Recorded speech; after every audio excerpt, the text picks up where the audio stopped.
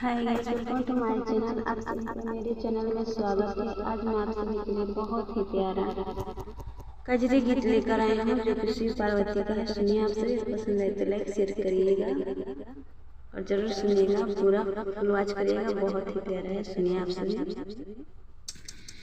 हरे हरे भंगिया पीसले गौरा बगिया महकावे से जिया रे हरी के हरे हरे भंगिया पीसले गौरा बगिया महकावे से जिया रे हरी महकावे से जिया रे हरी महकावे से जिया रे हरी के हरे हरे भंगिया पीसले गौरा बगिया महकावे से जिया रे हरी झझर गढ़वा में भांगिया रावे रामा झझर गढ़वा में भांगिया रावे रामा के हरे हरे भंगिया पीले अड़ा भंगिया जूठन गिरे से जिया रे हारी के हरे हरे भंगिया पीले अड़ा भंगिया जूठन गिरे से जिया रे हरे हरे भंगिया पीसले गौरा बगिया महकावे से जिया रे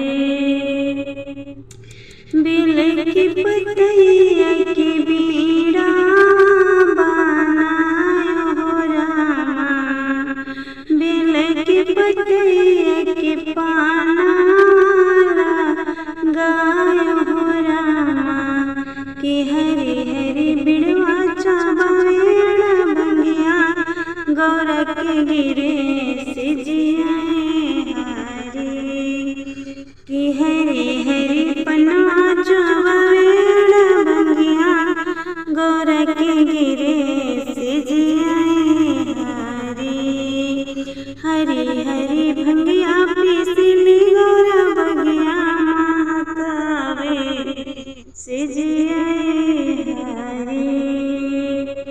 गंगर जमुना से जाला रायो रामा गंगर जमुना से जाला रायो रामा के हरे हरे जलवा पीले भंगिया के बूंद गिरे से जिया हरी के हरे हरे जलवा पीले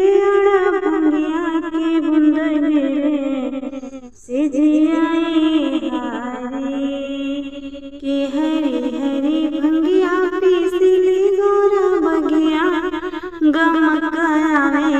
से जिया हरी के हरे हरे भंगिया पीसले गौरा बगिया महकावे से जिया हरी महकावे से जिया हरी महकावे से जिया हरी के हरे हरे